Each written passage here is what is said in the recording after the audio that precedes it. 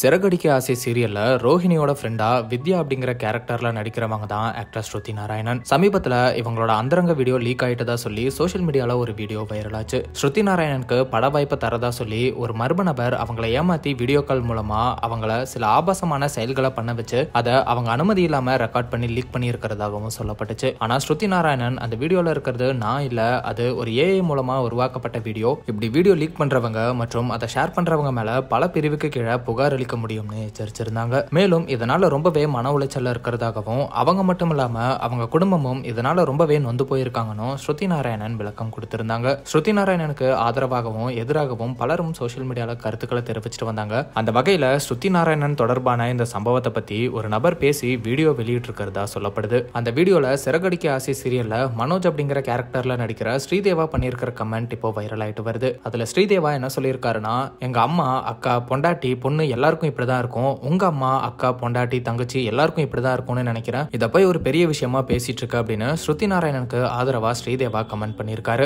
ஸ்ரீதேவா சொன்ன இந்த விஷயத்தை தான் ஸ்ருதி நாராயணனும் சொல்லியிருந்தாங்க. என்னோட வீடியோவை இப்படி ஷேர் பண்ணி பாக்குறதுக்கு எனக்கு இருக்கிற மாதிரி தான் உங்க குடும்பத்தில் இருக்கிற பெண்களுக்கும் இருக்கும், அவங்களது போய் பாருங்க அப்படின்னு ரொம்பவே ஆதங்கப்பட்டு பேசியிருந்தாங்க. ஆனா இப்ப வரைக்கும் ஸ்ருதி நாராயணன் அந்த வீடியோ லீக் பண்ணவங்க யாரு அப்படிங்கறத ரிவீல் பண்ணல. மேலும் இப்ப வரைக்கும் அவங்க மேல புகார் கொடுக்கல அப்படிங்கறதும் குறிப்பிடத்தக்கது.